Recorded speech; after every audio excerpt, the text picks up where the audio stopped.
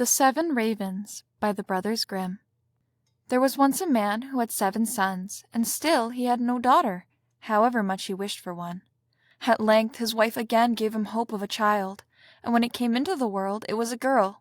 The joy was great, but the child was sickly and small, and had to be privately baptized on account of its weakness.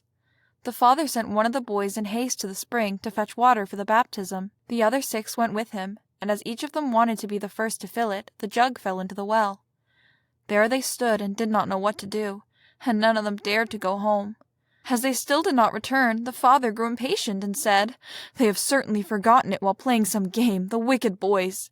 He became afraid that the girl would die without being baptized, and in his anger cried, "I wish the boys were all turned into ravens." Hardly was the word spoken before he heard a whirring of wings over his head, looked up and saw 7 coal-black ravens flying away.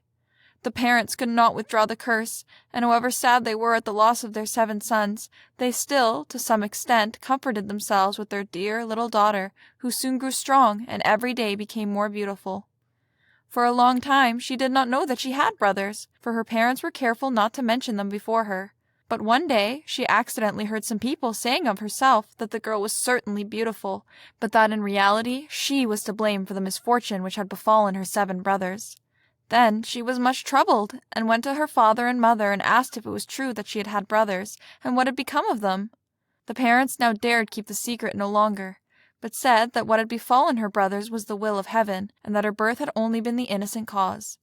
But the maiden took it to heart daily, and thought she must save her brothers. She had no rest or peace until she set out secretly, and went forth into the wide world to search for her brothers and set them free, let it cost what it might. She took nothing with her but a little ring belonging to her parents as a keepsake, a loaf of bread against hunger, a little pitcher of water against thirst, and a little chair as a provision against weariness.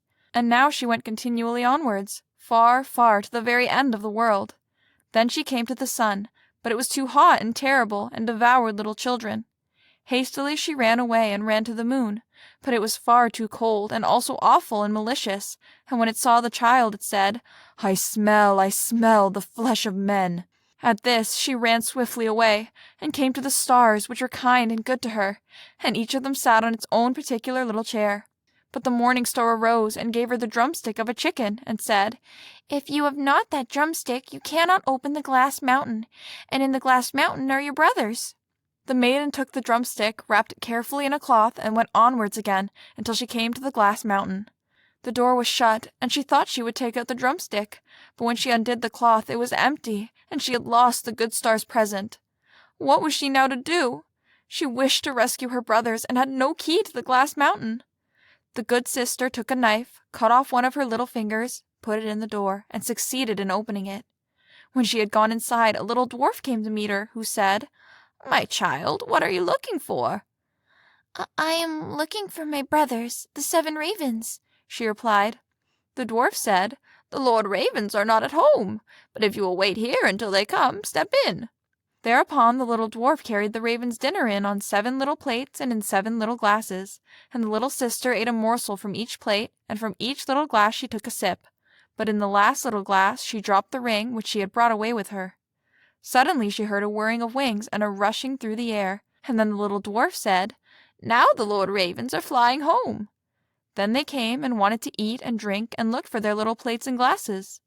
Then said one after the other, "Who has eaten something from my plate? Who has drunk out of my little glass? It was a human mouth." And when the 7th came to the bottom of the glass, the ring rolled against his mouth. Then he looked at it and saw that it was a ring belonging to his mother and father, and said, "God grant that our sister may be here, and then we shall be free." When the maiden who was standing behind the door watching heard that wish, she came forth, and on this all the ravens were restored to their human forms again. And they embraced and kissed each other, and went joyfully home.